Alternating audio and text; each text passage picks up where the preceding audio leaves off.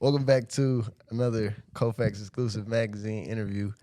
We sitting down with one of the biggest contributors, if not the biggest contributor to what some would say the underground music scene, fashion scene, but not even just underground as well. You got a multitude of things you kind of moved around. We're going to talk about that as well. But yeah, man, sitting down with Brenton Saylor. Yes, sir. You know my guy. Hey, I appreciate the love, man. I've never had an intro like that, man. That shit means a lot. Yeah, no, you There's still a lot of got people. some other shit on you too, like real estate, Yeah. entrepreneur, now father. Like, yeah. like, you feel me? This you got a lot of shit. We gonna talk about pretty much everything. Hell But, yeah, man. No, yeah, I sorry to appreciate cut that. you off. Yeah, appreciate you for your time. So let's just start off like how you doing, man? I'm doing good, man. It's been a crazy time period right now. You know, my girl's pregnant, so I'm transitioning to becoming a father. Just left this real estate job like last week. Some shit happened. So I've been really focused more on Mile High Minute and just trying to just really catch up on a lot of things I feel like I've been slacking on when it comes to the business. And just trying to get better, you know what I'm saying? Going to the gym, playing basketball, doing whatever, just trying to be healthy, get better every day, man. That's how I'm feeling. But I'm feeling good, feeling confident, you know what I'm saying? I always do my best, you know. Everyone has their moments, you know, the shit they're going through, but I do my best to just keep my head above water and keep going, man. So I'm feeling good. Yeah, you make that shit not really, but you make that shit look easy as far as how you manage your shit. Because, you know, of course, we don't see everything behind the scenes that you're going through on your daily life. But when it comes to, like, somewhat of consistency, you on that every day. You doing something on the platform. So that's dope as fuck to still be managing life and something of that caliber. Yeah, I'm trying, man. I mean, like, there's sometimes I feel like I'm slacking and I'm like, I could be going harder with Mile High Minute or whatever. But even on the days where I feel like I am focused on other things or busy with whatever, I always do my best, okay? Make at least 3 posts a day, you know what I'm saying? You know, title a couple of interviews, you know, just staying consistent, you know what I'm saying? That's why I feel like I've been able to just keep the progress moving forward, is just staying consistent, you know, so even through the tough times. So, yeah, man. Yeah, you definitely got to have that mindset, especially when, I said this before, especially when you compete with motherfuckers who really do this full time. Like Yeah. Vlad, that's his job, bro. Like, he's really getting paid to do this. Adam 22, they really getting paid to do this so they can come out with some shit and just be consistent and, like, grow their platform. But us, like, as smaller ones, not that you're small, you got some numbers. I'm small, man. I'm small. Yeah, compared to these guys, like, we smaller competition, trying to compete in that realm is like, damn. It's tough. You gotta work hard on it. So even that you still being consistent, like I said, throughout the midst of, like, life shit, it's dope that you staying on that. I need to take some information from that, some knowledge from that. Hell yeah. That's what it's about, man. Swapping knowledge, swapping value, man, at the end of the day. I'm glad you brought that up, though, because I really be looking at No Jumpers, the Vlad, Say Cheese, whoever, and, like, you know what I'm saying? I get a lot of game from them, obviously. Yeah. And I like I said, I try to look at them as competition because that's where I want to be, you know what I'm saying? Mm-hmm. But it's tough, bro. You know, you see them dropping 5-10 videos a day, posting 20 times a day, but I respect it, you know what I'm saying? They built their brands to get to that level. So, like, and I be feeling a little, like, down sometimes because I'll look at my interview clips and I'll be like, dang, this one only got 50 views. And I'll go watch Say Cheese with 10,000 views, 20, you know what I'm saying? But I just, you know, it's good, man. Sometimes it's hit or miss. You're going to have those videos that do 10,000. You're going to have the videos that do 20 views, you know? It's just, I'm going to just keep going, man. It's bigger than us. It's bigger than the views and shit. It took me a while to realize that. I feel like at first I was always worried about the views and followers and shit, which I would be lying if I said, like, I still ain't worried about it to a certain extent. But as I've, like, just been going with it, I've just fell more and more in love with the process and just it's going to do what it's going to do. You know what I'm saying? It is what it is. Yeah, I just seen the little clip you posted with Bootleg Kev and just kind of like talking about that. Yeah, like, man. This shit don't come overnight for sure. But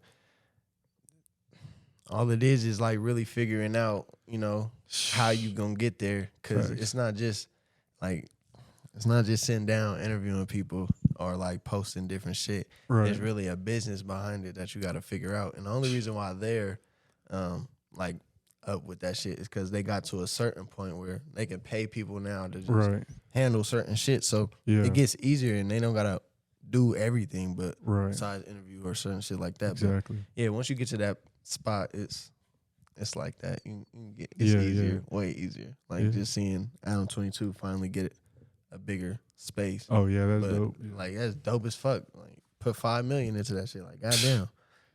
You know, and it's dope to like see how they all evolve. Like Bootleg Kev said in that clip, you know, it don't happen overnight. You know, like he was having a kid, or he already had a kid, I'm pretty sure, and he was working at the radio station for free. Like people don't see that, you know what I'm saying? So I just love learning from other people and just like letting that motivate me realize, okay, like, you know, it ain't gonna happen overnight. And like you said, it's all just a process of figuring out, evolving.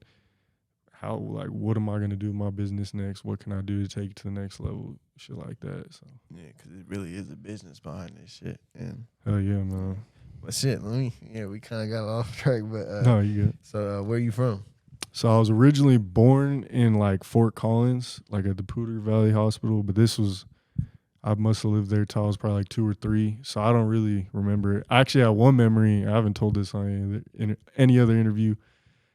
2 memories. 1, sliding down the stairs on a bed, and 2, getting my fucking fingers slammed in a window when I was a baby. Shit. But that's all I remember from like being in Fort Collins. And then after that, we kind of moved around a little bit.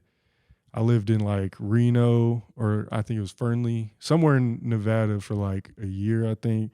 Lived in Wyoming, like Douglas, Wyoming for like 2 years. Utah for like a month. So we were kind of moving around growing up, and then I finally moved to like the Denver metro area, really Thornton.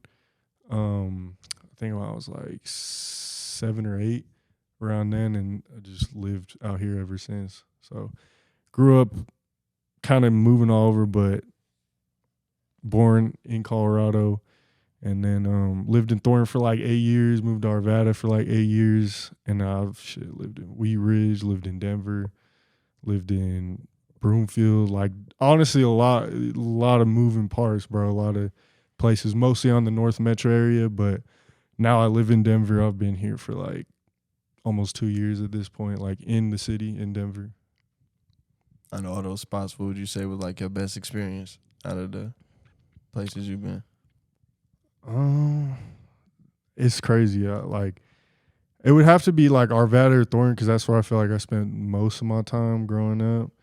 But it's like you kind of learn different things from different spots. But I would say, I mean, high school was dope. I remember just like, you know, really being focused on basketball. And like that's where I feel like I kind of learned my passion for entrepreneurship. And even though it's Arvada, you know what I'm saying, that's kind of where I like learned a lot of my hustle from, you know what I'm saying? Like, you know, people wouldn't know that or think that, but yeah, that's kind of a lot of where my hustle comes from, is growing up in Arvada. Dope as fuck. What was school like? Pomona, I went to one high school, which was dope because I went to like 3 middle schools. So I was like, I did not like changing schools all the time. But when I finally got somewhat stable with the family at Pomona, it was cool. It was a good school. I mean, it is kind of preppy, you know, it's Arvada, but it's also a lot more diverse than I feel like people know or think it would be. It's definitely an athletic school. Like that's where a lot of athletes go. You know, the football team won state. Like they went to state 3 years in a row. My senior year, they went, and then the 2 years after that, and they finally won the 3rd time. I played on the basketball team, but I'm gonna be honest, we were good at athletics, but we're not good at basketball. Like we won a couple games here and there, but man, that was tough. Wrestling was always good. They always were winning state. Track was good. So it was like a real athletic school. But you know, I grew up in like Castlegate, the apartments, which people like make the meme about, like, oh, people from Arvada, when they say they're from the hood or whatever, they grew up in Castlegate. Like that's where I grew up at.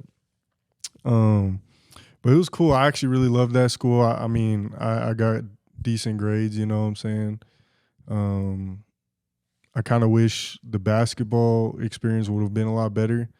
You know, I felt like as if any other athlete would feel if they didn't get the playing time they deserved, they would feel like there was some biases or whatever. So I felt that way, but it was still a dope experience. Made a lot of good friends that I'm still cool with to this day, and you know, I wouldn't have wanted to go anywhere else. So yeah, I had to move around. I left like my junior year and ended up going to another school. So I kind of know how that is. Yeah. Moving schools is ass. Yeah. Especially when you ain't like get to build certain relationships that you would have thought you would have and having to leave. So, but like out of high school, did you know what you wanted to do? Like getting out? I wasn't really 100% sure. Like I was kind of just trying things. I mean, growing up, it was always I wanted to be in the NBA. You know what I'm saying?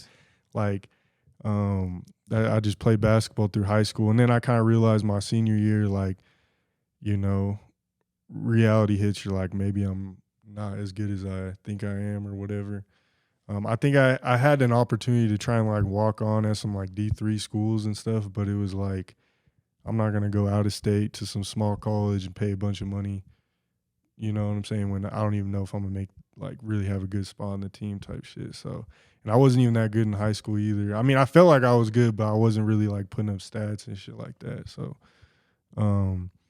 so basketball was always the dream. And then like probably, I mean, once I got into high school though, I was doing little side things just because like I had to figure out, you know, how to get some money. You know what I'm saying? Like growing up on Section 8 with my mom, like, you know, she was always at work, and you know there'd be a lot of times like she would do her best to give us a little money here and there, but there'd be a lot of times like we didn't really get money. So it was like, well, shit, I need to hustle. I need to figure out something. So I'd go to like garage sales, thrift stores, shit like that, and I would just start flipping clothes. I remember I used my mom's social security number and create an eBay account with her shit when I'm like 13, 14 years old, because I was too young to do that at the time.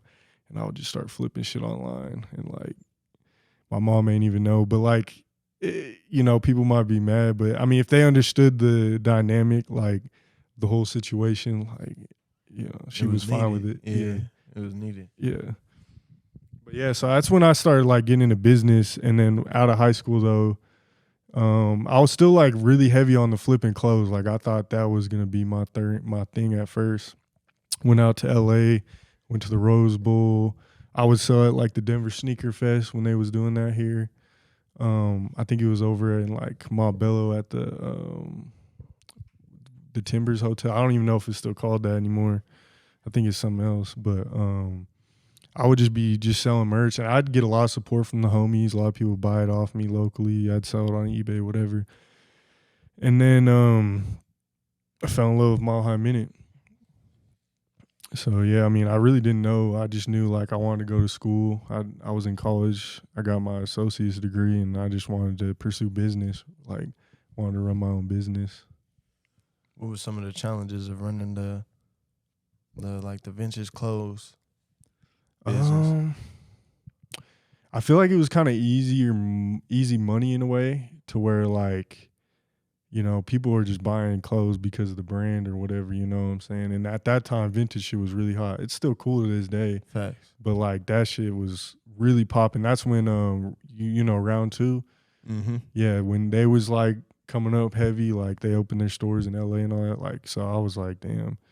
But struggles with it, I don't know, man. There really weren't too much. I mean, it's just very time-consuming. So, like, you can make a lot of money off it, but it takes a lot of time, just like any other business. But honestly, that vintage shit was a lot easier than Mile High Minute, like 100 times easier than Mile High Minute looking back. So it was cool. It was good money. I just didn't see like the real future or passion in it, I suppose. I kind of felt the wave of the the popularity and like the hype kind of just kind of drop a little bit with the vintage stuff. So I was like, let me transition into something else. And I mean, I still do sell clothes. I still got my shit online, but definitely not at the thrift stores every day like I used to be. So yeah, it's a whole fucking battle with that. Like, oh yeah, sometimes You gotta go to the bins to find some shit, and you literally waiting for new shit to come out. You probably in the store for an hour, 2-3 hours, just trying to find shit, especially on the business side, like wanting to have new product. And you got like hundreds of people there that are doing the same shit. And they doing the same shit, or they just need clothes, or whatever the case may be. They really just want something. Yeah. And you gotta deal with that. Motherfuckers is in the corner with like 8 carts. God damn, what the fuck have you been here for how long? And it took me a while to even before I even found out about the bins, because you know it's kind of one of those like well kept secrets. I feel like you tell people who really be into that shit. So for a while, I was just going to regular thrift stores, and that can be kind of expensive too. You know, the Arc and shit out here is crazy compared to the bins and stuff. Goodwill, some of them Goodwills and Arcs is taxing for some shit. Oh yeah, I used to have a thrift store in Missouri when I went out there, and they had like so much cheap shit. I was like, ain't no way this is like. Yeah, but they didn't know. I don't think they were like really going behind. Like Goodwill and Arc, they be trying. You know what I'm saying? Is this this is a Kappa hat or whatever the fuck, just like something against that caliber, they gonna charge 20 for that bitch. Like, I don't know. Back in the day, they didn't know though, and it was Who inspired you to kind of get into that? Into the vintage stuff? Yeah, I think my mom was like the main inspiration, just because like we used to always go thrifting growing up because we weren't really shopping at the malls, and I used to hate it growing up because like all these kids at school would have all the nice new clothes, you know what I'm saying, but we'd go to school with the thrift clothes. But looking back now, I'm like very thankful because that shit taught me just really how to start running a business. And so my mom, and then like I really liked Paul Cantu. He's funny as hell. His ass was funny as hell. God, that was the one. But when I first got into it, I was really into the vintage snapbacks. Man, if people, this is how you know people really into that shit. Like Professor Snap. Who was that one dude? He had like a mullet. It was like the Iceman or some shit. I don't even know.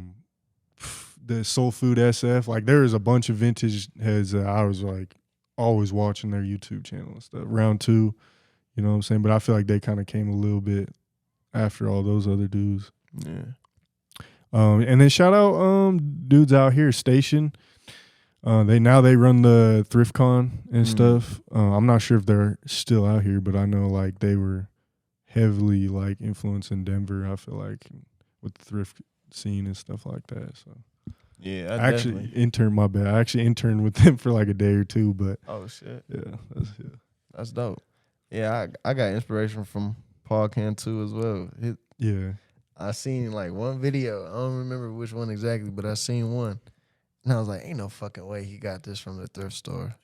I swear to God, ain't no way. Some people be capping, it seems like. I feel that. I swear, bro, because like finding like OG Jordans or, I'm not going to lie, I've seen some kicks at thrift stores. I ain't going to cap. But like finding some of the shit that he was from, I was like, bro, ain't no way, bro. Ain't no way you found that. And it's just sitting there just. I would just be suspicious because sometimes they would like the price tags, like they either wouldn't be there or they looked off. But I mean, it's hard. You don't just come up on nice stuff every day. But there's been some times like I've came up like on some crazy ass rare Jordans and shit. And I was like, man, I don't know. But if you go so many times, you're bound to get lucky a couple times. Yeah, you're bound to find something. So you also got into real estate. What was the story behind that? And what was that like experience like? So I remember I was at the gym. My homie Matt at the time was already like talking about getting into real estate. And I was at the gym and some like real estate commercial came on talking about like how they were doing a seminar here in Denver. So I talked to the homie and we both pulled up and we learned about wholesaling. And then they try to sell some more at the seminar, but we were like, nah, we're good. Let's just go home and figure it out.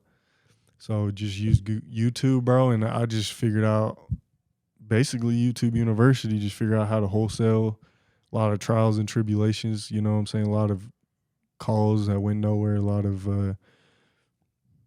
agreements that went nowhere. And then, just after staying consistent long enough, like, I was able to finally close a couple deals. And And it was just I felt like real estate is like that business that creates more millionaires than any other business. So like I was like, let me try this, you know what I'm saying? But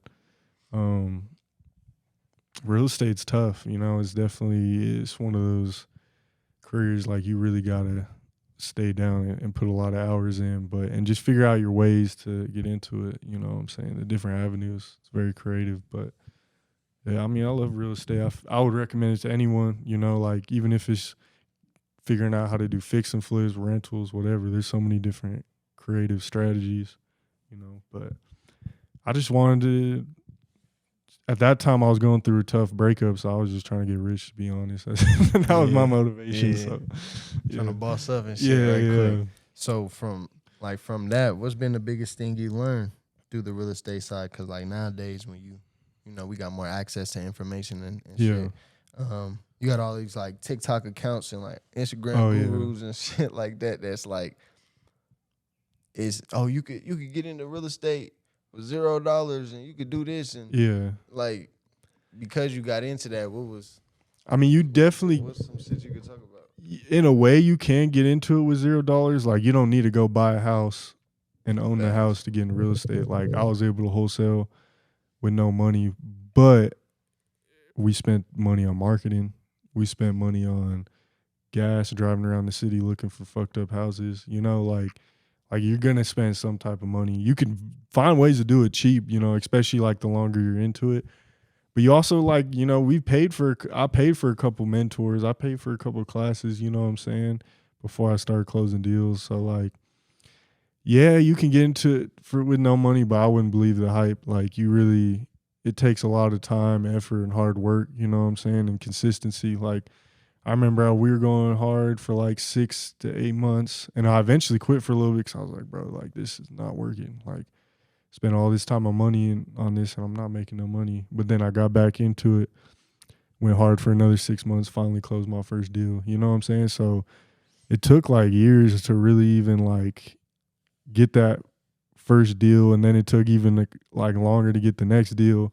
And I only closed like 3 or 4 deals before I was like, all right, like maybe I could figure out another way to focus on mile high minute and get into real estate through a different way, because wholesaling is tough. Like especially nowadays, it was kind of like the vintage game where like wholesaling seemed to be really hyped up and everyone wanted to be in real estate. You know, I wish I would have got into it sooner when like the flip man got into it. You know what I'm saying? When it was just like not everyone knew about it, because then it would probably be easier to drive around and find a house and you know what I'm saying, see if they'd be down to sell it or if it was vacant or whatever. Nowadays you got Billy buys houses on every fucking corner, you know? So it's like, if you really know and pay attention. So it's just like, I don't know. I mean, it's possible. It's, you know, anyone could do it, but it's definitely it takes a lot of time and effort, you know? But when you do get those big checks, man, that shit ain't no better feeling than that shit. Yeah.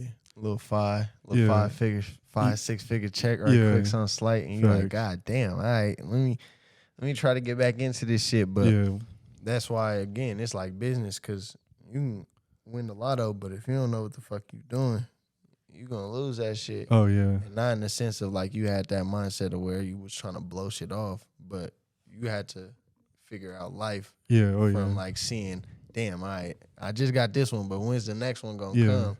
So I can't even be trying to go crazy with this shit. Let me be conservative until I know the next one brings up like facts. And I got scammed by some fucking real estate guru for like $1,600. Damn.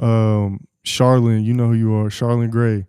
I'm just throwing that out there because he still owes me money this day, but that's besides the point. Yeah. I'm being serious, just dead ass serious. Pay your dues, man. Pay your dues. He probably ain't even gonna see this. He's probably somewhere in fucking Zimbabwe or some shit. I don't even know. He'd be moving around, but my bad. I haven't said that in no interview, so I wanted to bring that up. You had to get that off your chest. I feel that. He knows though. I've talked to him multiple times. So when did you start My Minute? This was like 2018. Again, it was around the same time with the real estate stuff. I was going through a tough breakup at the time. I was doing the vintage stuff. And I was like linking with a bunch of rappers just with the clothes. So I was like, and I was watching like No Jumper and all these other platforms. But I felt like there was no one like I'm not gonna discredit anyone. I had seen other interviewers in Colorado. Like I honestly can't really remember the names, but I do remember watching a couple of interviews with Colorado artists. Like Gutted TV interviewed Trev at one point back in the day. I seen a No Halftime interview with like Wax and all them when they was going crazy. Not to say they're not to this day, they still going crazy, but and then I seen Squizzy Taylor. I seen a couple of interviews, but I felt like no one was really like consistent and like really going hard at it. So I'm watching all these other platforms out of state. It's like 2018. I'm like, a light bulb flicked off in my head. I'm like, oh shit. What if I just start interviewing these rappers I'm linking up with the merch?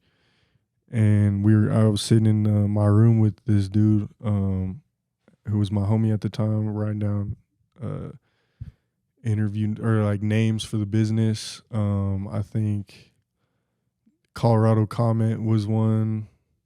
There was a couple other names, but then I just remember I said Mile High Minute, and like it's stuck with me ever since. You know what I'm saying? And when did our first interview with Young Fiji? It's still out there to this day. There's no like, we had a video to it, but footage like got deleted and stuff. So now you just see the audio. But yeah, man, that's really how it started. Just through the vintage, through being motivated, trying to boss up, and I fell in love. I was always like a real fan of rap music growing up too. Like I always loved rap music. Future has always been like my favorite artist. So, and then I also heard Young Fiji when I went to a show in Boulder. I was supporting a friend at the time, and when I heard Young Fiji, I was like, oh, like he actually go hard. I was like, damn, so there's Colorado rappers going hard out here too. And this is really like even before I heard about the Trev Riches of the world and stuff like that. So I was like, bet, like let me see what I can do with these interviews, see what happens. And so it just started, and then like, you know, I tried to, you know, hit up other homies and get together and you know, figure out how we could get our resources together. Some people helped, some didn't, and just kept it going, man. Figured out a way to keep it going and fell in love with it, man. Like it was so, I just felt like I had to keep going, you know, especially when you start getting that extra motivation of people doubting you or not believing in you or whatever. Like you're like, nah, I got to keep going. My motivation was just so, it was just at like all-time high. So my bad, I be going off on tangents and shit.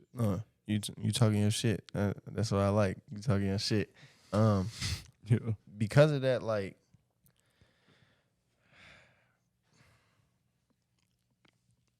I don't know how I want to bring this in.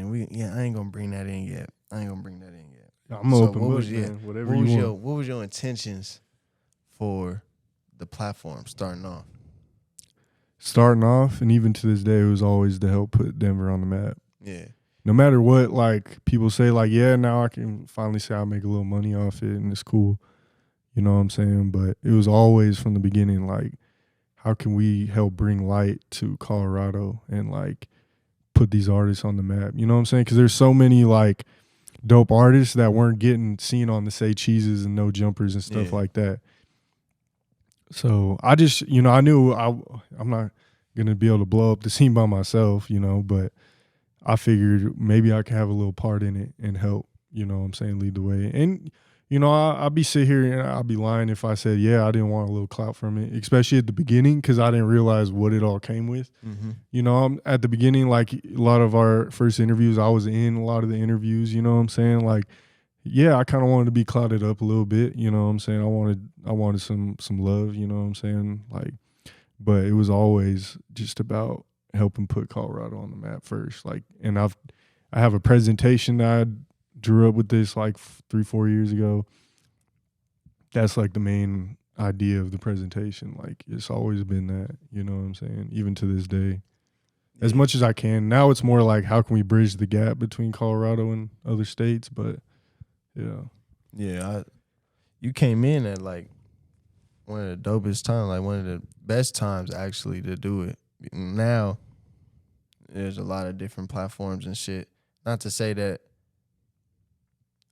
is anything wrong with that? Because I feel like people didn't know they could do that shit. Yeah. You know, so that's why some people try to give it a try. But you came in at a time like when around 2018, No Jumper wasn't where it was today, like where it is now. Facts. I think at like a couple years prior to that, they was still doing like BMX they just shit. started, yeah. So it wasn't even really No Jumper. Yeah. So to see that evolution still, like you came in at a crazy ass time and put on for a lot of people in the city. No cap. You've been doing your shit. I appreciate that. I wish I came in earlier, like around the Zach TV, Say Cheese, like when they first started time. But it's, better late than never. And it's like, I feel like maybe that's part of the reason why I started Mile High Mini is because I feel like when I did the vintage and the real estate stuff, it was so like, I wasn't really too early on the wave. Like I was kind of right when everything was getting hyped. But with Mile High Minute, I feel like at least when it comes to Colorado and like the platforms, I feel like I was a little early on the wave. You know what I'm saying? But definitely not the first, that's for sure. But you know what I'm saying? I feel like I came in consistent and was just really trying to. I believed in it. I seen like something. I seen gold. You know what I'm saying? So. You started off by labeling it as the #1 podcast in the universe. But has that title per se changed as you gotten more into the media realm? Yeah, when I came up with that, it was like I wanted to come up with a good slogan just for people to remember. Like it's just part of marketing. And I kind of went with, how No Jumper would say coolest podcast in the world. So I would say #1 podcast in the universe. So I wanted to switch the coolest and the world. And like when I feel kind of iffy about it to this day just because one, like we're more of just a blog and a media platform rather than a podcast. You know what I'm saying? We've had podcasts and like we've experimented with that, but it's tough, like you said, as a one-man show, you know what I'm saying? To really get all aspects of the business perfected and stuff. So that's kind of why I've kind of like, I'll still say it just because it's kind of stuck with me and like a lot of people know that and they say that when they see me and stuff. So it's love. But I look at this as more of like the hottest blog in like the Mountain West region. That's the way I look at it. In this region, even outside of Colorado, not to Cali, obviously they got major platforms in Texas. Yeah. But like when it comes to like Colorado, Arizona, Utah, like this region, I feel like Colorado or Mount Hyman is one of the top platforms. But it's also like, I feel like people take it the wrong way too. When I say #1 in the universe, it's more so, oh yeah, like it's not me saying like, oh yeah, we're the best podcast in the world, you know what I'm saying? Because there's a bunch of different platforms that are way bigger than Mile High Minute. Yeah. It's more so just like me believing in myself and believing that I can create like one of the dopest podcasts in the universe, you know what I'm saying? And I'm a very spiritual dude and I believe in energy and manifestation and stuff like that. So when I say universe, it's me just not limiting my potential, you know what I'm saying? But yeah, I mean, I it's still dope. I'll run with it, but I don't know. It's just stuck with me at this point. You know what I'm saying? Yeah. Like, I feel like I have to keep it going. Like, it is what it is. You know what I'm saying? Yeah, you can definitely change it. That's like again, it's evolution. So eventually you might figure out something else later on for not a complete rebrand, but something else that just aligns with the brand. You might end up changing the logo a couple years from now on. You might end up doing more shit with clothing. You might end up doing like so many different things, like especially as the brand grows, you just evolve. So you'll figure out new shit. So yeah, talk your shit. Yeah. Like, you feel me? Yeah. Be confident on your shit and let your confidence show because you are confident in the platform and you got motherfucking numbers. Like one video alone got 500,000 views and it's still getting watched to this day. Yeah. And that's the little recent one. But still, like, and you got a whole bunch of motherfuckers on there. Like Roulette Cab, House Phone. House Phone. We can get into that later, but he owes me promo. It's been a minute, man. I'll try to be cool, but we can talk about that later. My bad. No, you good. Hey, I don't like that type of business. Yeah. You know what I'm saying? I'm gonna just speak on it since we're here. I just don't like how people out of state try to play Colorado folks. You know what I'm saying? Yeah. Like I put good money in House Phone's pocket to come on the platform. You know what I'm saying? He sold a feature to the dude I was with. So, and I've already bought promo from him before. So he probably made, at least off me alone, he's made about $750-800 off me alone. And I know he charged my homie, I don't know how much, so I can't put a number on it, but I'm assuming if it's anywhere how much I had to pay for an interview, probably 12. He probably made at least 12 to 1,500 total, just off of being in business relationships with me, willing to invest in my business. You know what I'm saying? And like, I understand everyone goes through hard times. You know, I know he's going through a tough time right now. I respect that. Shit, you know what I'm saying? My grandma just died too. You know what I'm saying? So like, I get it. But if you gonna hit me up and give me a promo deal, and I'm like, you know what, I'll do it. You know what I'm saying? I'll go through with it. And like I said, I get it too, because I run a promo business and people will like, they'll be waiting sometimes for me, or I might be lagging. But I always make sure to either one, follow up with people if they haven't hit me up for a while and I know that I owe them promo. Two, I'll give them some type of free promo or some type of, hey, this my bad, bro. You know what I'm saying? Like, I didn't mean to take that long. Yeah.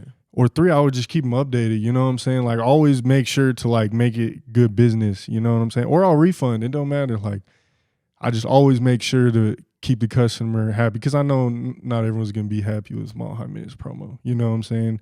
Not everyone's going to get 1,000 views on a promo post, whatever. But it's the fact that like he hit me up for the promo. I was cool enough to throw him some bread for it, and he's consistently ignoring me. Like, weeks after he's told me, oh, I got you. And then the other day, he's posted on his story, hit me up for a promo. Like, nah, bro, like, if you don't either refund me or do the promo, because I was trying to give him the promos, our interview, but some artists out here. Yeah. And if he don't do that shit, bro, I'm finna cloud up off it. I don't care. I don't really like to do shit like that, because I like to just keep it cool, keep it good business. But if months keep going by and he ain't doing my promo and shit or giving me some type of refund, like, I'm finna post that shit and I'm gonna cloud up off and get my money's worth, because that shit ain't cool, bro. And I feel like it's like he ain't saying nothing about us being a Colorado platform or whatever, but I feel like he's kind of just downplaying Mile High Minute like it ain't shit. You know what I'm saying? Like, oh, I'm on no jumper. But don't let some of these fools fucking fool you, man, because like a lot of these folks, they ain't got as much money as we think they do. You know what I'm saying? They ain't really like, I don't know, man. It's just annoying. Like, just because we're a Colorado platform and we're coming up don't mean that, you know what I'm saying, we ain't got some shit going on. So don't disrespect people and make sure you go through your business. And I know another Chicago artist recently, supposedly, I'm not going to throw names out there on that situation because that's not my situation, but supposedly a Chicago artist scammed a Springs artist, man. Like, yeah, that's horrible. You can't be doing that, man. I know not everyone's going to like your business, but like, doing shit like that is not going to help you at all, man. Yeah, you can't be doing weird business like that on the brinks of like, oh yeah, let me I'll charge you this for a feature, or hey, I got a list. Niggas be, I swear to God, niggas will hit you up. Some niggas know. Some niggas will hit you up, like a big artist will hit you up in your DM and be like, hey, I fuck with your shit, quote unquote. I fuck with your shit. Yeah. I got this little mixtape that I heard about that shit. Yeah, I got this little mixtape that I'm finna, collab on. Give me what you got right now. Give me 1,000. And then you be like, hell no, I ain't finna give you no 1,000. All right, well, what you got right now? You can just give me that, and then I'll put you on. Yeah.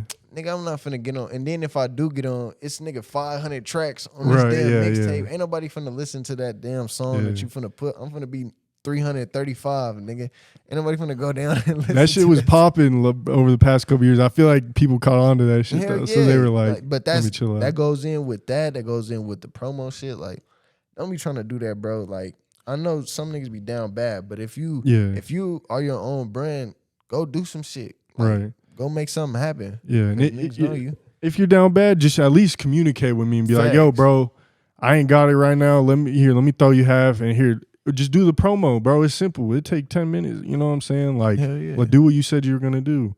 And it's like, I get it. You know what I'm saying? I lag too, but you just gotta make up for it. And it sucks because like you already made House Phone. You already made probably at least about 1,200 off of our relationship. Could have made even more. I bet you if I posted, hey, Lil House Phone is selling promo. I bet you some people hit you up for promo. Yeah. But now you ruining that, and now people ain't even gonna want to hit you up for promo.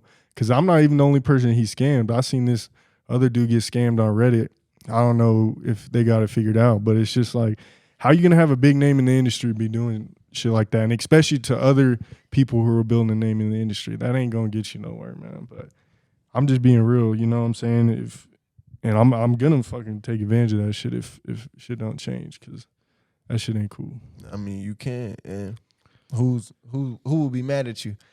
And you can't. You can't like, I have a reason. And yeah, this ain't no, you trying to get clout off Lil House Phone name. Right.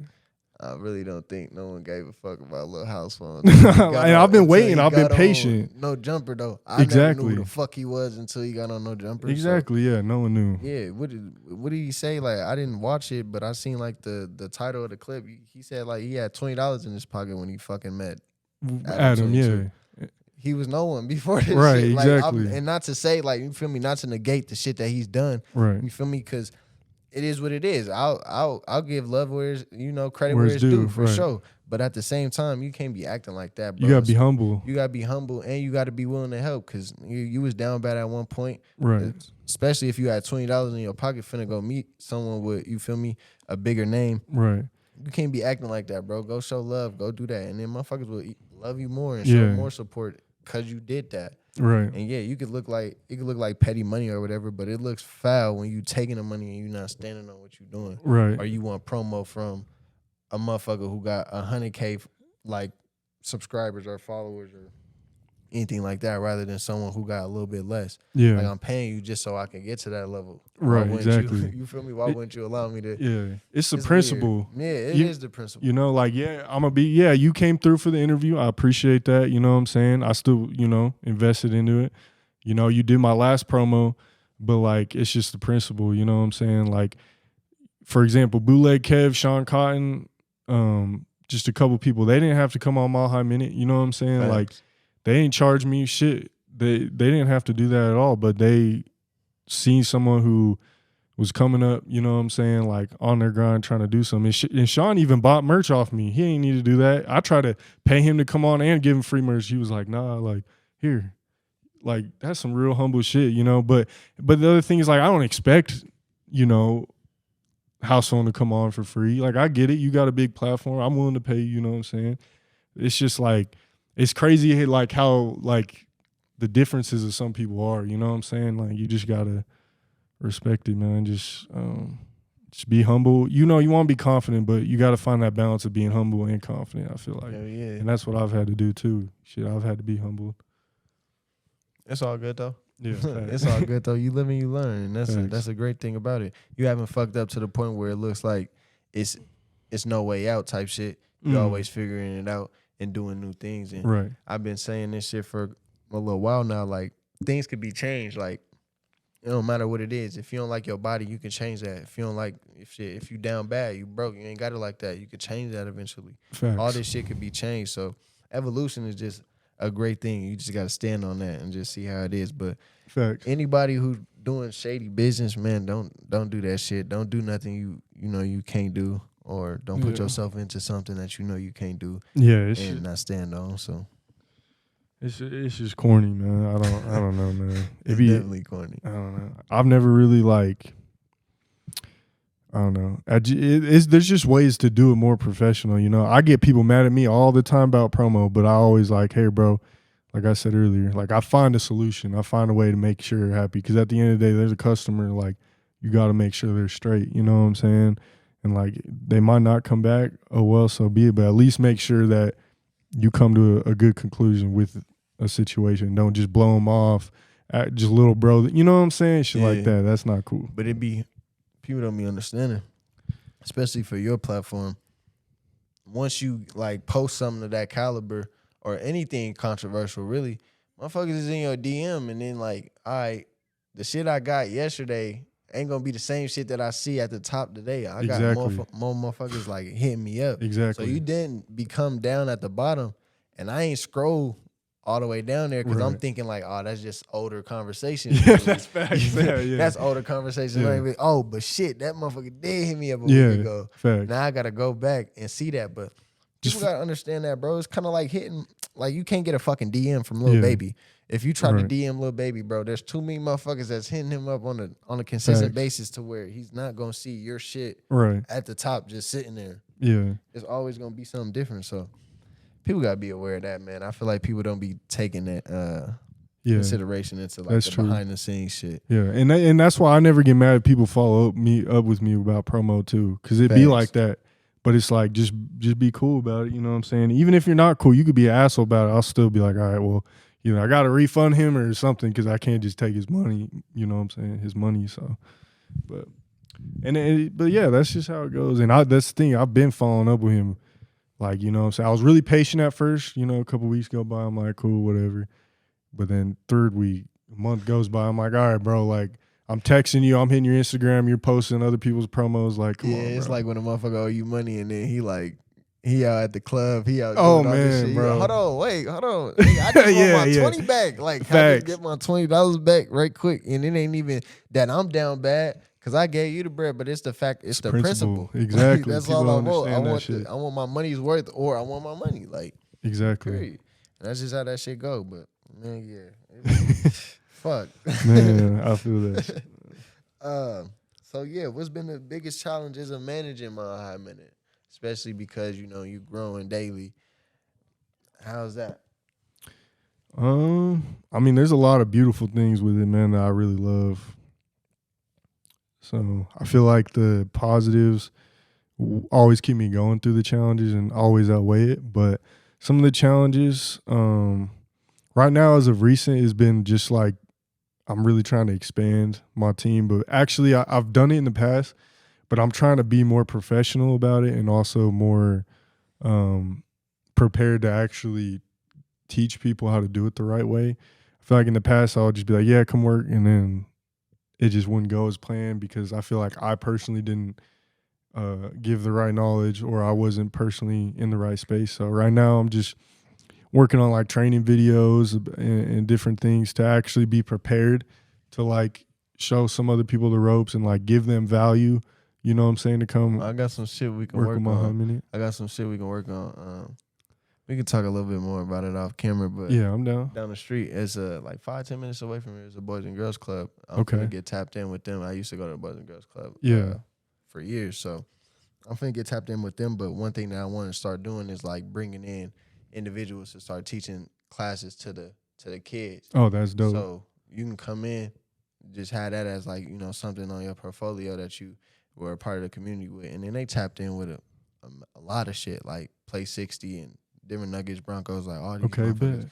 They got government shit too that they tapped in with because it's like it's big schools and all that shit. So well, yeah, I'm definitely down to chop it up about that. We gonna chop it up about that behind the scenes, and hell yeah, I'm gonna be talking to him in like a couple of days to kind of get everything situated and when I can start that. But we're gonna do that because it's a lot of kids that are seeing this shit because of the technology and the advancement that we've seen through generations.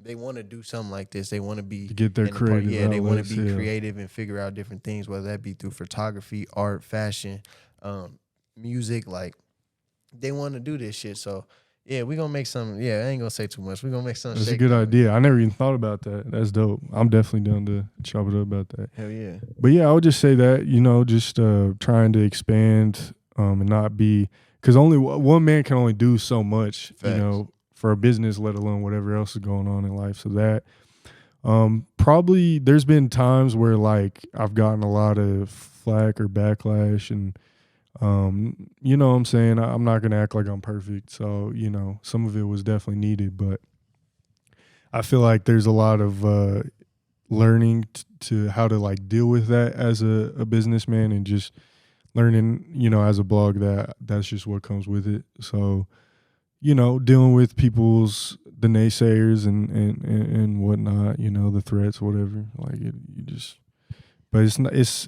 It'll be times where be like, damn, like, do I really want to keep going? Because, you know, do I really feel like watching over my back shoulder all the time? But honestly, bro, like,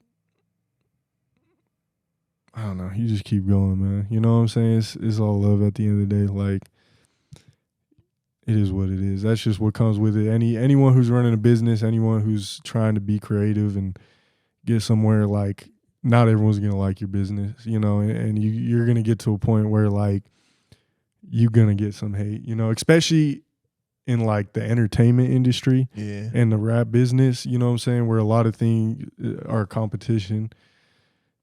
You know, it just what comes with it. You know what I'm saying? So how do you deal with it though? Especially, you know, because this shit, it's tough. There's times, bro, where I've gotten, especially when I first started dealing with it, because I wasn't used to it. And it kind of goes back to my point earlier about how at first I wanted clout, but then I kind of transitioned into, man, fuck being on camera. You know what I'm saying? Yeah. Like, I just want to be behind the scenes and run a business. I just do a lot of meditation, meaning like I go to the gym. I look at the gym as my meditation. I like to work out, express my anger through there. I like to go play basketball. I play on like a men's team. I'll just even go outside, bro, and work out. I'll go on a hike. I'll go play basketball outside. And I don't just go fuck around, shoot hoops with the homies. Like, I actually go out, put headphones in, and like do a workout type. Like, I'll go out there and really work on my shot and like really get some running in and like get some drills in and like really like work out and get better. You know what I'm saying? Even if I know, obviously at this point, I'm not playing in college or going to the NBA, but I just love basketball. I love the meditation, just shooting. You know, that's peaceful. I did, and then I let it out through my work. You know, people doubt me, or you know, a lot of people, especially recently, been saying, "Oh, Mile High Minutes, looking dry," or like people be expecting shit, and like I just let it out through my work. I'm like, all right, bet, watch these interviews I'm about to drop then, or you know what I'm saying? Okay, let me post something that I know is gonna go up. You know what I'm saying? So it's just about letting the pain, I suppose, out through positive outlets. You know what I'm saying? So that's how I deal with it. And a lot of times I just ignore it or just block it, or, you know what I'm saying, don't even respond to it. Because it's just like, I've just learned to accept it. You know what I'm saying? Not everyone's going to agree with you. Everyone's going to have different opinions. And at the end of the day, a lot of people don't really genuinely know me or know where I come from or what my intentions are. They just see what they see on social media and make assumptions. So, and that goes for anyone. None of us know who fucking Russell Wilson really is. You know what I'm saying? Obviously people do, but like, we just know him from social media. You know what I'm saying? We don't know who he really is type shit. Yeah, so, behind closed doors type shit. Yeah, and not even to compare, my bad. That was probably a bad comparison because I'm not trying to compare myself to Russell Wilson. Obviously, he's like a fucking star NFL player, you know what I'm saying? I'm just Brenton from Mile High Minute. So, like, I'm definitely not trying to compare it, but just basically stating that, like, you got to take the chance to get to know people in real life before you, like, judge a book by its cover, I guess, is more so what I'm trying to say. Yeah, that's that shit. Yeah. that's that shit. It's all good, though. You know, we live and learn. We live and learn. That's all it is. You live and learn and you figure out different things. And right. Yeah, bro. The business shit is difficult, especially when, you know, on your end, you thinking like, damn, all I'm doing is like, I thought this was positive. Like, I thought, you feel me? I thought what I'm doing was cool. Like, yeah. And then motherfuckers like, nah, fuck that. That ain't what we want. Like, like, damn, hold on. Like, so what do y'all want from me? And that's something that you kind of like explained today. You just had made a post like, entrepreneurs, creatives, like what do y'all feel is like, what is support? Yeah. What do y'all feel is that? And kind of answer that yourself. What do you feel is like support? Or what do you because I was feeling that support.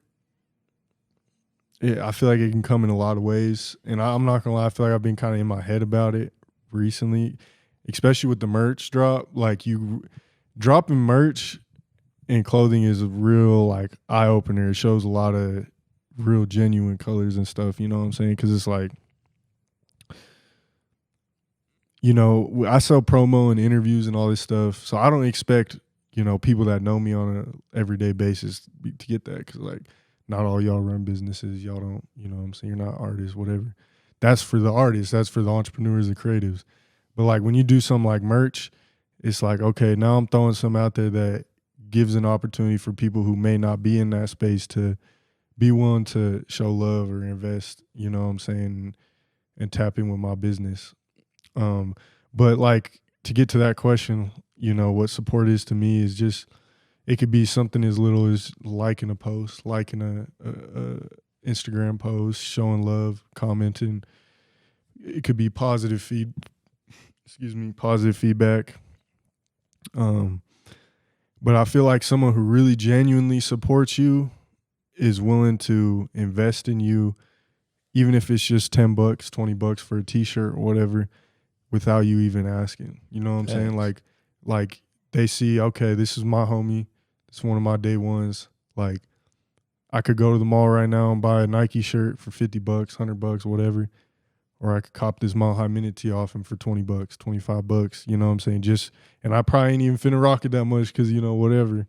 But I'll still just support the homie because I respect that. And I feel like a lot of people, they don't look at things deeper. You know what I'm saying? Like, when you support goes a long way. Like, this is why I still go to my homie, my same barber I've been going to for like 5-6 years, whatever. Because I went to school with him and stuff, you know what I'm saying? Basically grew up together in a way. It's like I could go to another barber that's probably closer to my crib and like pay less, but I'd rather go to the homie, you know what I'm saying, pay him a little more just because I know, well, one, he's going to clean me up. You know what I'm saying? It's going to be clean, but two, like, that's just one of my day ones. And like, I feel like we understand each other. We both trying to run a business, so we, you know, support each other. But yeah, man, that support to me is just like showing love and like, it's cool if you show love when someone asks, you know what I'm saying? But I notice a lot of people won't even do, like, it's crazy when you have to even go out your own way to ask someone to show love and they still won't do it or they ignore it. You know, that is crazy to me. Like, but it is needed because you realize, you know, true colors and you know what I'm saying, grow and evolve from that. But I would just say, yeah, man, just like any type of support is and it's a tough topic because it's like you don't want to be ungrateful for the love and support that people do give you, even if it doesn't have a financial thing next to it, even if it's just some positive words and stuff. So I appreciate that. But, you know, I appreciate everyone that has copped some Mile High Minute merch, all the, you know, real ones that showed some love. Like, they definitely didn't need to do that, you know what I'm saying? Like, and the ones especially that I didn't even have to ask, like, y'all just hit me up, like, that was dope. But yeah, man, that's been heavy on my mind recently, and I think it's just because the merch drop and like you really like it's needed, but it kind of hurts because you really like see genuine colors. You know what I'm saying? Yeah. Like it's crazy, but I try my best to just keep it going, not think too deep on it. You know what I'm saying? I think the biggest problem, and you can definitely add on to this. I think the biggest problem that we have in Colorado is pride and ego really being in the way of a lot of shit and not really wanting to collaborate and contribute to something that actually is like contributing back to the community and what's actually needed. No, that's why I wanted to do this interview, because I was like, why would I put myself in a position to like try to compete with someone who could actually help me, or like we can actually do shit together to make this shit even bigger. Facts. The moment we do this shit and get out, we ain't got to worry about none of that competition shit. Facts. Oh, yeah, you making M's over there? Shit, he make. Yeah, exactly. I'm glad to see motherfuckers is finally making M's. Like, we ain't, I don't give a fuck how much you making. I know that we up now, though. Right. And that's what matters. So I wanted to just, like, get this out of the way to be like, man, fuck having pride or ego in the way of potentially doing it. This is history right now. You feel me? This is basically history, because as we go on and we evolve, motherfuckers will look back at this and be like, oh, damn. They got that opportunity, or he got this opportunity to shoot this or to do this with him. And that's just how it goes. So I want to work with you in the future on a lot of different things. Not just interviewing and shit like that, but learning game, doing shit like probably at a local Boys and Girls Club. Just figuring out shit. Because, like, I believe in your platform. I seen it. I think I started following back in, like, 2019. Hell yeah. 2020. I appreciate that. So I started seeing the evolution, and as you've grown and just doing a lot of shit, from just pulling up, doing motherfucking interviews on the sidewalk with doing just doing random shit. Just random shit to like have your own facility or like, you know, making banners and making merch and different, bro. That shit, I'm not gonna sit here and act like I don't support or I don't fuck with it. I'm gonna continue to. And it's like what Gilly said in that one video. It don't cost a motherfucking nothing to show no love. Like it don't cost to leave nothing. A like. Yeah. So I'm gonna keep supporting. I'm gonna keep fucking with you. We're gonna keep doing more shit because I believe in the platform. And I wanna see you grow and take this shit further than most motherfuckers ever imagine. No, facts. Cause I feel like that's the biggest thing in people. I definitely wanted to add on to it for you too, because I really appreciate you for hitting me up to come on the show. You know what I'm saying? Like you said, it takes a lot to just come together for some reason. You know, everyone's, like you said, got egos and stuff. But that's why, I watched your interview with Fishgale, and I noticed you shouted me out at the end of the interview, so I appreciate that. That meant a lot to me. And it's tough because and that's why I really fuck with Fishgale and Rhino and Street Champs. Like, they're Smoking the City. Like, there's a bunch of dope platforms out here I really fuck with because maybe we don't necessarily 100% agree on everything or we gonna do things a little different, but it's always just that camaraderie and that love and appreciation and just, you know, it's good. You know what I'm saying? There's some platforms, and not even necessarily just Colorado platforms, but just where it's automatically a competition, or it's just some type of weird energy. You know what I'm saying? I don't know what it is, bro. I mean, I feel like I do inside, but it's just, for me, it's just all about collaboration. You know what I'm saying? And I learned a lot from Sean Cotton when I linked with him, and he was telling me you know, I asked him, I was like, why the fuck you doing this interview with me? You know, you don't need to do a mile high minute. This is before I even had 1,000 subscribers. I'm like, why are you doing this? And he's like, because if I want to interview Jay-Z one day, then I need to do shit like this. And then that's kind of what stuck with me. You know what I'm saying? I was like, damn, you really just got to be humble with it. You know what I'm saying? You got to be confident, but you got to be humble with it. You know what I'm saying? Because you never know, what's going to happen to you or, who's going to come up next. And 16 shot on visuals, too. When he did the interview with me, too, he said the similar shit. He was just because he ain't charged me or nothing, you know what I'm saying? He just said, you know, he was like, I got to do this interview with you because you could pass me up one day. You know what I'm saying? He was saying that shit to me, and I was like, and now look at him. He's one of the biggest bloggers out of Chicago ever. You know what I'm saying? So it's I just really learn from a lot of the people that are doing a lot more numbers than me, and I appreciate them. And you know what I'm saying? I appreciate you for just collaborating with me, even hitting me up to do this shit. You know what I'm saying? I'm always down to collaborate with other creatives, and I'm definitely gonna promo this, and you know what I'm saying, for free, all that shit. Make sure people go tap in, follow, subscribe, all that shit.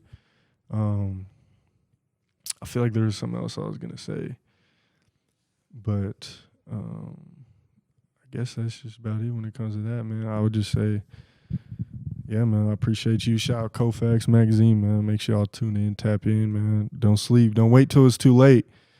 Oh yeah, now I remember. Because we were talking about the merch. I feel you on that. At that point earlier when you were talking about just I mean, you didn't exactly say this, but it sounded like you were kind of going towards reciprocation in a way of you know, a lot of artists will hit me up to do this, that, and the third, which is cool. I expect that as a platform. But then if I've been showing you hella love, you know, free posts, free whatever, you know what I'm saying? And I hit you up to post our interview, and you gonna feel this. You probably already feel this. And you can't even, you ignore that. Why are you hitting me up for shit all the time, but you can't even post our interview? You can't even share a link. You can't post it on your story. You can't do a post, page post, whatever. Just something. You know what I'm saying? I've done all this, you know, and it's not I try not to go off on it too much because you don't want to just do shit for that, right? Mm-hmm. But it's just it kind of goes back to the merch thing where it's it shows people's true colors. Why are you expecting me to do all this for you when you can't even post the interview on your story. You know what I'm saying? Little stuff like that. It'd be kind of like, you know what I'm saying? So, but you just learn and grow and evolve, and you realize like, I'm gonna just keep supporting the ones that do pay attention to the ones that actually do really like genuinely support it and give my energy to them, man. But yeah, that's just one thing I wanted to speak on, because that shit, it gets on my nerves, but I just do my best to be cool about it, is what it is. Like, you know what I'm saying? You can't just expect, you got to love with no expectations, unfortunately. So that's why I've had to learn from it. Like, and now, you know, I got to get this out the way. Yeah. Again, before I get into that, appreciate you for sure, because that's love. I fuck with the brand, and we're going to continue to do some shit, so I ain't going to worry or say too much about anything. They going to see some more shit from us. My bad. Can I make one more good point about your brand? I was watching that interview with Fishio again, and what stuck out to me about your brand was when you were talking about the tangibles. Because in my head, I was like, damn, like, he's got a point, because my high minute really is mostly just social media, online based. And I was like, that's something unique that I feel like you could really take on with this shit, is like the tangibles of I believe you're talking about the magazines. Yeah. That shit's dope. Because I've been wanting to do like some type of awards, or like, you know, just do that shit. Just like, here, Muhammad Rapper of the Year, whatever, just some shit, you know what I'm saying? Do that shit. But I've just been so like focused on all other things. But so when you brought that up, that really stuck out to me. I was like, okay, that's dope that he thought of that. Like, because it's real, bro. Like, it does make you feel good, like you said in that interview, like when you actually have something tangible to show, or like, you know, okay, I made this accomplishment, you know? Like the March Madness bracket is cool, but it would have been even cooler if like I gave Savvy and Nina to Chris, who won it this year, like an award for it. You know what I'm saying? It would be that much more dope rather than just a post for it. Now it's like a wanted accomplishment. Now you're like, oh fuck, hold on. He deserved that for sure. He deserved that. But how the fuck can I get one next year? Yeah, or exactly. How can I get one when that shit come back around? So we can definitely, I'll definitely like come up with some shit for you to do that, because I had a few ideas that I wanted to do on that end too. Like whether it's food related or anything, you could really lock that in, because people want some shit that's tangible, and I'll shut a lot of motherfuckers up. No, because it's like, nigga, I got an award. Like whatever it is, you can start off with little shit. You can start off with little like certificate like things. Yeah. I don't know, and then evolve and grow with. That's all it's about. Just letting motherfuckers see the evolution. But yeah, that was one of the biggest things that I just thought about. Like the only reason why magazines are popping is because it's actually tangible. It's actually something that someone's going back to be like, hey mom, or this is hey, history. I'm in this. That's the only reason why they're really up. It's a visual representation and shit, of course. Yeah. You get like exclusive content or whatever, but at the same time, it's to show off. So the only reason why they're still here today is because it's something tangible. But with this social media shit now, you just got to be so versatile on all levels and consistent, because it's not just about Instagram and Facebook. I got Instagram, Facebook, Twitter, Snapchat, motherfucking TikTok. I got LinkedIn. I got this. I got like, bro, there's so many. Like, what the fuck? And then again, doing it by yourself. Yeah. After you just did this, and I still got to schedule an interview, and I still got to edit this one, and I still got to post this shit. And right. That shit is a lot, bro. Oh yeah. It's a lot. So yeah, you just evolve. So we gonna get into that. I bet that's stressing you out too, just thinking about all that, like posting on all the platforms, doing the interviews, doing the magazine, like everything. Yeah. Hell yeah, bro. Most of my magazines are like 40 pages, and like most of the interviews that I have are about 40 minutes to an hour. Yeah. So I'm writing down, or like I'm typing all of that shit word for word, because I don't got nothing that can generate the words for me through it. So I'm typing this shit word for word, and I'm just going through it, man. Like fuck. That's a lot. And yeah. Now this is finna be one of my biggest issues that I come out with, and that's gonna be like over 100 pages. So I appreciate that, man. Yeah, we gonna put some crazy shit in there. But I gotta add before we like get going. So now that you're about to become a father, I think it's gonna be a little hard in the beginning, but yeah. How do you feel like you'll be able to manage, this new addition to your journey? Right. I feel like God wouldn't give me anything I couldn't handle. Facts. Or my family, for that matter.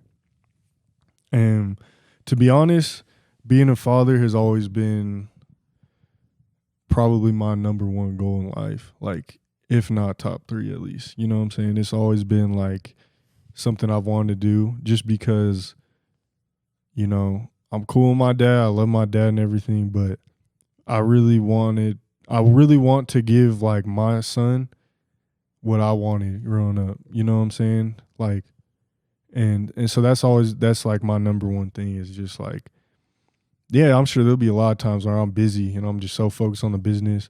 You know what I'm saying? My girl's with the kid a lot and blah, blah, blah, and it'll be tough. But like, I'm just so excited to like take that little boy out to the basketball court, you know what I'm saying? Take him to the football field, baseball field, whatever, and like just like give him what I wanted, you know what I'm saying? And even if he happens to not like sports, whatever it is, like cool, you know what I'm saying? Like I'm gonna support it, but you know, I know it'll be tough for sure.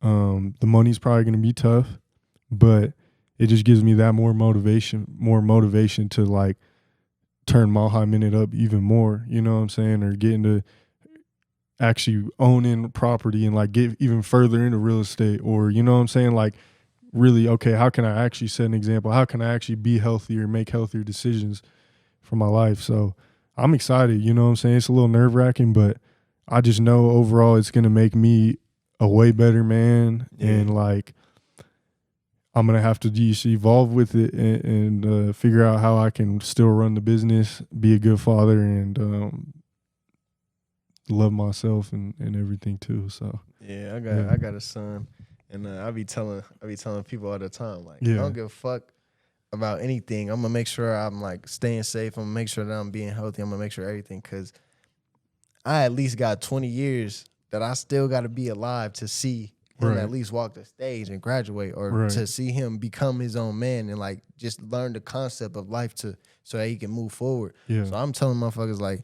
I don't give a fuck about nothing. I gotta be here for another 20 just because I gotta see that. And I want him. I never had my pops in my life, so I gotta be able to show him everything that I can and teach him everything that I wish I knew at a younger age. Because now that, you know, we gotten into business and shit like that, understanding how it goes.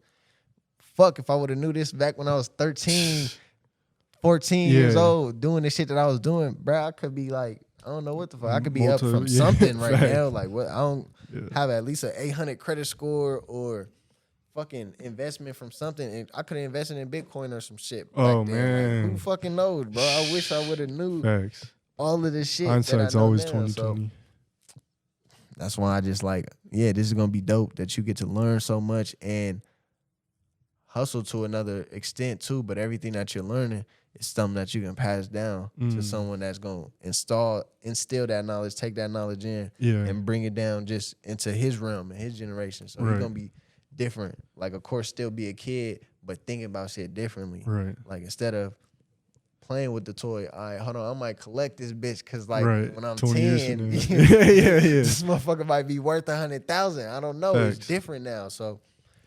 that's dope, bro. I'm congratulations on that. You. Congratulations on having a new addition to your journey, bro, your life journey. I can't wait to see how far you go in this journey, not only on the fatherhood level, but with Mile High Minute as well, entrepreneurship, even real estate. I want to see you taking over houses and doing shit like that too, bro. So anyway, again, I ain't in my pride ain't in the way, my ego ain't in the way or nothing. Anything that you want to work on or you want to collaborate on with it, like, I see that you finna be a part of this. So like, you feel me? That's just showing love and just doing what you can, being where you can. So shout out to motherfucking Brenton, Saylor, and Mile High Minute, man. Make sure y'all tap in, go watch. He got over 500 videos. That's like, you feel me? That's love. That's mad content that you could watch and binge and figure out and just watch that, see the evolution of the shit, bro, because that's all that I want everyone to understand and to focus on is how you evolve and just get better over time. And y'all gonna see this shit. And don't be ashamed of none of the content, bro. Let motherfuckers let this shit have 50 views. I got fucking videos with like 8 views on this shit. I felt that shit. I'm not gonna cap, but like I want it to be like that because what people be forgetting is that content is assets now. Content is assets. True. So even if I don't get 100 views or whatever the fuck that I'm wanting and expecting as a brand, I might not get that right now. But when I do blow up next year, 2 years from now, motherfuckers is gonna want to watch all those 500 videos. Facts. All them bitches is monetized too. So Facts. go ahead, thank you. Watch every single one of them bitches. That's get my facts. watch hours up. Get my subs up. And I'm gonna just be racking in all that cash from older shit. So content is assets now. Post as much shit as you want to. Go crazy, bro. Yeah, thank you. Yeah, and don't feel discouraged by this shit. Like Bootleg Kev said, man, this shit don't happen overnight. You been doing your thing though. We gonna sit down actually collaborate on more shit because I actually do want to work with you in the future on some shit to just bring that brand bigger. Because I see it. Like there's a lot of shit that we need. Facts. I should have asked you that too. Fuck it. I should ask. What do you feel like Colorado needs? Need a lot, but I feel like just we're getting there. Everything is evolving and getting better. I feel like we need more people like you who are more platforms out here and you know what I'm saying, with their creative twist to it. We need people who are behind the scenes and like putting on for these artists, you know what I'm saying, promoting them and just giving these artists and different creatives out here their flowers. We need people to go out of state more. You know, a main reason, one of the biggest reasons, if you look at a lot of my biggest interviews, the only reason like they are some of my biggest interviews is because I went out of state and I tapped in with some bigger artists. So like networking, going out of state, connecting with other big platforms and like other big artists and stuff is huge and that could go for artists, producers, bloggers, whoever, you know what I'm saying? Just networking and creating those relationships, good relationships with other major platforms out of state is huge, you know, because we can only, there's a ceiling right now in Colorado. Like, yeah, you can be locally popping or whatever, but in order for, I feel like, Colorado to get to that next level and people out here to actually make money off this shit substantially is you got to go out of state. You got to be willing to take chances, invest, go on road trips, even if you better go $2,000 down on a credit card. You know what I'm saying? But you got to come back too. And I feel like that's the biggest problem. Oh yeah, motherfuckers facts. be trying to leave and then not come back and then be like, oh well, yeah, you know, I was from Denver, but they didn't fuck with me. Or they got like 4 different cities in their bio, like, bro. Fuck all that, bro. Stop doing that shit. If you don't come to the city and do your thing, then come and or leave the city. I mean, if you're gonna leave the city and go do your thing, come back so that you can show love and show everybody else what they have in store. Because this motherfuckers out here that's really doing their thing. Like, you can't negate what Trev Rich is doing. You can't negate what AP is doing. They'll go leave, go get a motherfucking Grammy, go be on Madden, go be on 2K, go do something, and then come back and still be like, yeah, he popping though too. Right. And he hard as fuck too. Yeah. Like, they collab with Savvy. Yeah, then they have to put Savvy on the motherfucking Summer Jam. Like we didn't see his name on the headline for sure. But they was like, nah, fuck that. We finna make that happen because and people don't credit them for doing shit like that. They always hating and shit. I don't know, because they feel like since them are only 2 artists that are big and that are still like in the city, niggas is gonna hate. Right. Niggas is gonna That's just what niggas is gonna hate. Yeah. But yeah, if it was anybody else, like Old Man Saxon, he from here, I believe. He doing this thing. I think who else was from here? I think Earth, Wind, and Fire. But that's an old ass. It's like an old ass. Fucking 303 like, back in the day. You feel me? That's old Flowbots, the Handlebar song. Yeah. So there's people, you know, even It's Okay to Cry, but we got Jacob Campbell. We got a whole bunch of motherfuckers that's like popping and that's still here, showing love, giving motherfuckers their credit, doing everything. Could have left. Could have been left. And like, one thing I want to speak on is people outside of the scene got to start supporting too. I really get so annoyed when I send a dope ass song from AP or Tana Timbers or whoever the fuck to the group chat and it's left on scene or like, you know what I'm saying? Like no one gives a fuck. Cause I guarantee you if I sent this same song, but it had 1 million views or it was a feature with Lil Baby or whoever the fuck that's already popping, everyone would be all over it. And that shit annoys me because if you actually listen to the songs that some of these Colorado artists are producing, this shit is classic. This shit goes hard. It's good, dope, quality music. And the people outside of the scene, in the suburbs, in the wherever the fuck, need to start supporting Colorado shit more instead of just listening to out-of-state people more. Because and obviously we need more support in the scene, less egos. But I feel like there's a lot of support in the scene in a way where it's like you see a lot of artists collaborating, you see a lot of platforms and people showing love to the Colorado artists.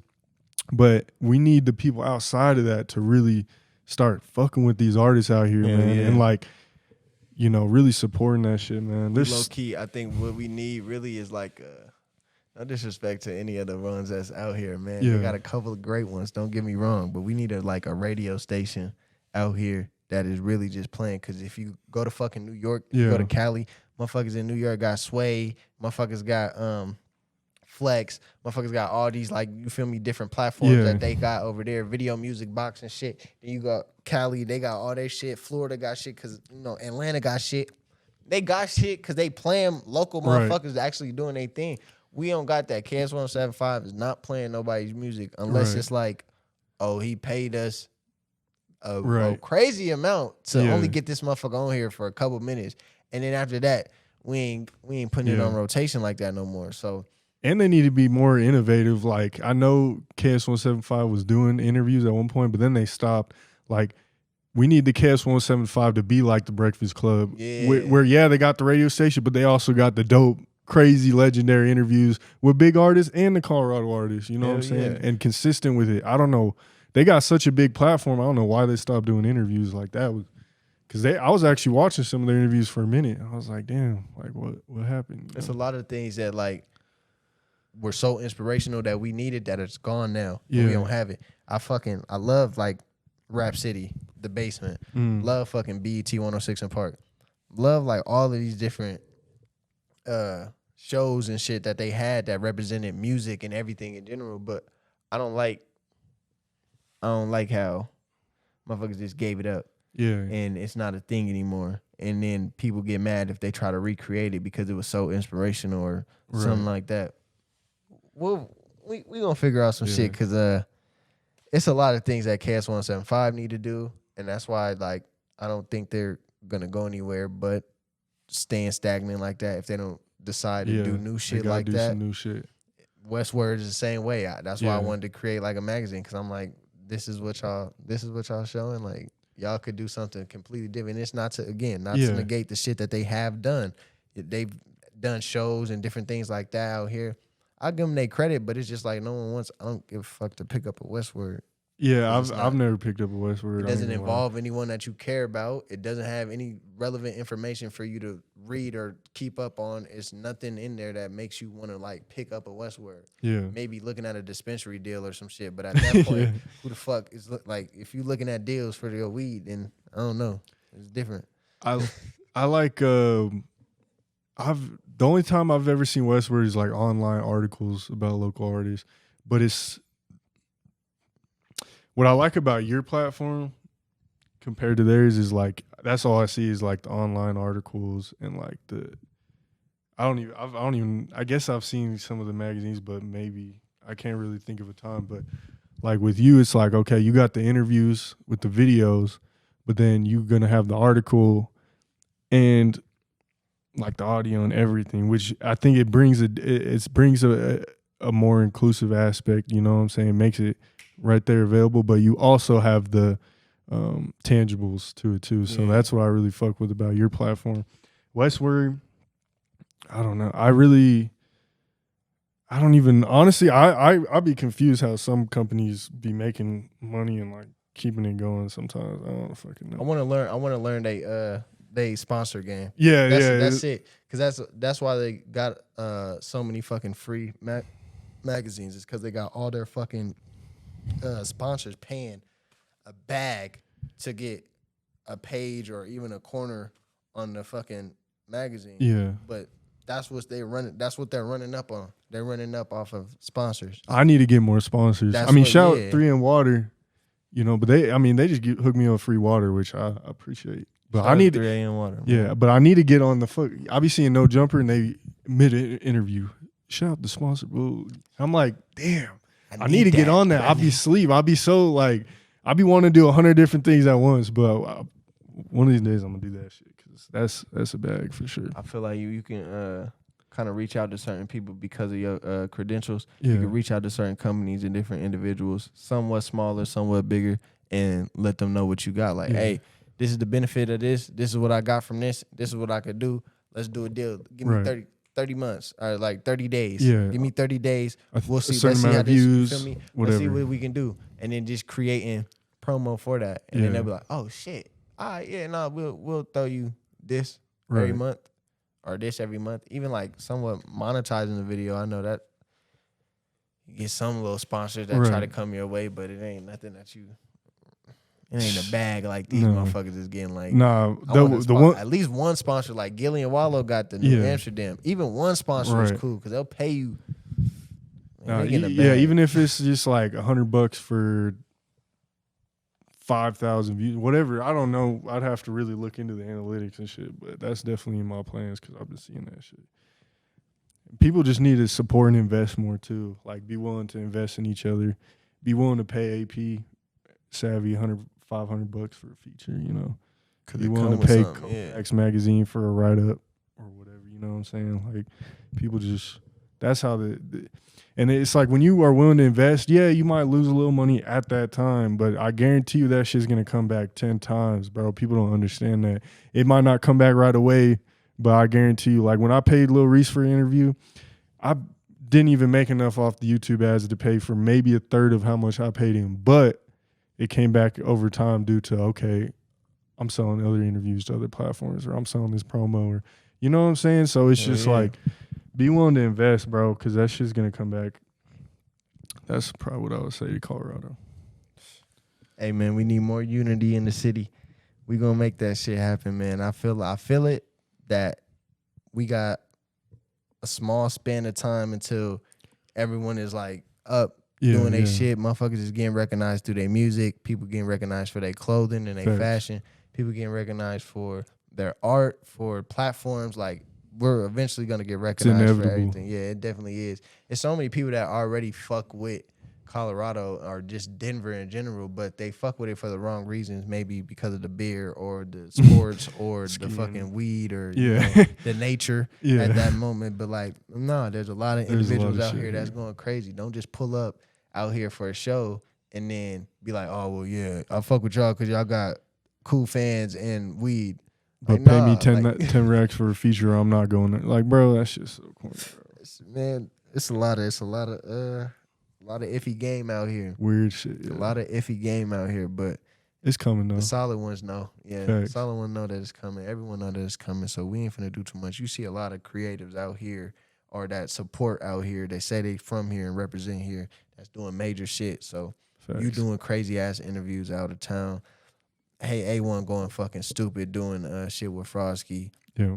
Even 100 Pack Savvy with a multitude of features and video appearances. Like, everyone's doing their thing. Eventually, people gonna be up, bro. And that, I'm just naming small few. There's so many people. Yeah, it's a lot. Like, and that's what I'm saying. I can't even keep up with it, bro. I'm like, how the fuck ain't we up? But that's another problem. And then we're gonna try to hurry up and finish this. I know you got somewhere to go and shit. But one thing that I really hate is that there's not a lot of people that want to be behind the scenes. It's not a lot of motherfuckers that want to be a Damon Dash. Motherfuckers always want to be the Jay-Z, be the nigga that's rapping. Like, nah, bro, we need more Dame Dashes. We need more people, managers, A&Rs. Managers, A&R promoters, people who want to get into that realm, lawyers and shit. Not just a nigga who just want to rap. Because, like, yeah, bro, you might have skills, but if you not really making no buzz, stop acting like that's the only way you gonna make it in the music career. You can end up becoming a writer. You can end up becoming an engineer, producer. There's so many ways. So many different things, but people always want to focus on like what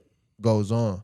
Like, it's a lot of shit that go on behind the camera that motherfuckers ain't even acknowledging. Like, bro, I can't even tell people how many different plays I've set up behind the scenes that I haven't spoke on. You know what I'm saying? Cool. You know what I'm saying? Yeah, I agree with you on that. We definitely... People need to play their position, man. Not everyone could be the rapper. Shout out Eastside Jewy. I just did an interview with him, and he said that shit. Like, bro, we need more producers. Like, there's so many dope, talented artists, bro. We got dope videographers. We got some dope platforms. It's just now we got some dope producers. I still think we need more producers, but I think what we really lacking on right now is the A&Rs and managers behind the scenes to help actually like get people in place with labels and like, you know, go out of state, make plays, shit like that. Yeah, we got the music down packed. We got the platforms they getting better. They getting down packed now. Facts. We got videographers down packed. Like there's a lot of crazy dope ass videographers out in the city too. So we got a lot of shit. Fashion is down packed, but there's not a lot of people behind the scenes that want to do the other shit, like trying to be a manager or be a promoter to get in front of all these different things and let people know what events is popping where and how we can make, or even trying to be collective enough to make a crazy ass event. Like it's a fee, don't get me wrong. But I know that like the Bronco Stadium, it costs like, I ain't gonna cap, it costs like $10,000 an hour to like get that venue out. Oh yeah. But imagine like motherfuckers got enough promo and shit, like enough people together to block out a couple hours for that shit and having billboards and shit on the fucking Jumbotron and all the like, bro. I mean, motherfuckers will pull up just off the basis of like renting out that stadium. Yeah, bro. Like that's dope as fuck. There's a lot of things that we could do. Unity is the biggest thing, man, and we need other people who can figure out ways to get us out there, not by doing no weird shit, not by being groupies, not by being provide some actual value, provide an actual value so we can get the fuck up out of here in this box, because we're trying to break out that bitch, but there's so many people pushing so many different directions that this bitch is about to just split apart, not the way that it need to. So yeah, maybe we could be the people that help put people in position to be A&Rs and managers and shit. We'll see. We gonna come up with some shit. Like I said, we got the little Boys and Girls Club we finna talk about later on, a couple days or whatever. But yeah, we can definitely install them to start thinking differently and try to get into some shit and create little opportunities for them. Cause there got to be something else. A lot of people just be getting off of the trendy shit and then they try to do that. Facts. I've done it before myself. I can't even say in cap. I've tried to do shit that I thought was just like trendy just to, you know, capitalize off of the trend. But then sometimes if you don't know how to capitalize off of it, that shit just falls off. Like some niggas was doing the rugs and shit at one moment. Rugs and shit was like hot. Motherfuckers was selling rugs and shit like crazy.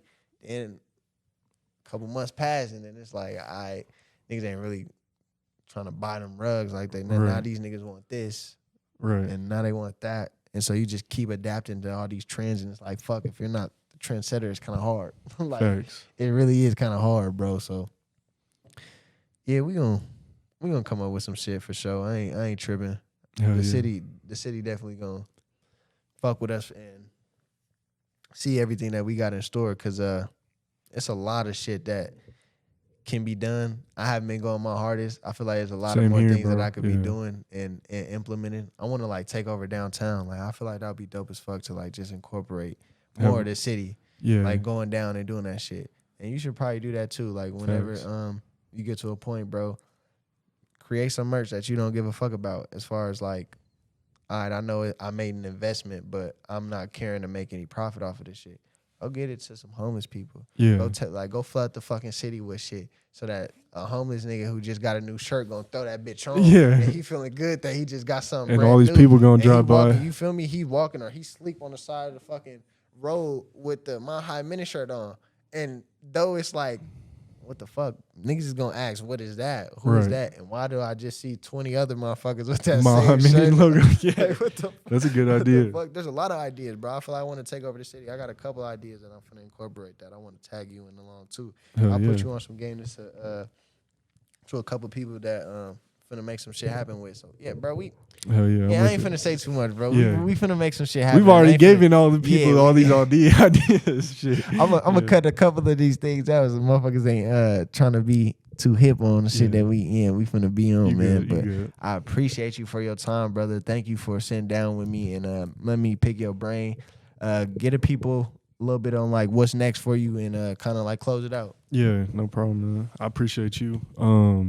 First shout, CO.FAX magazine. Make sure y'all follow on Instagram, all that. Hit the like button. Comment down below who you want to see next on CO.FAX magazine. Hit that subscribe button and hit that bell button to stay notified when all the latest news drops. What I got next? I got some dope interviews coming with some Chicago artists, and always gonna have some Colorado shit on deck. You know what I'm saying? Always promo interviews, all that. Got the new Mile High Minute merch, so hit me up if you're trying to cop some. I got shirts. I ain't trying, I'm trying to be affordable. You know what I'm saying? I'm not trying to be out here all bougie like a designer brand. Like $25 get you a shirt. Like I'm trying to be affordable, but yet still reasonable, and make sure like I don't take a complete loss because that shit is expensive. And then just be on the lookout, like bro said. We being innovative. You know what I'm saying?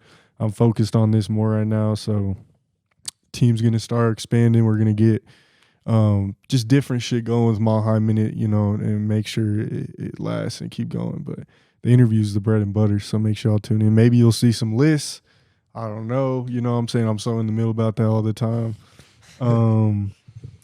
Just stay tuned, man. More shit on the way. We're going to keep elevating the culture, elevating the scene out here. And that's really it, man. Make sure y'all follow Mile High Minute on everything: Instagram, Twitter, Facebook, YouTube, TikTok, all that, man. Just Google it. You'll see it. And that's really it, man. I appreciate you for having me on the show.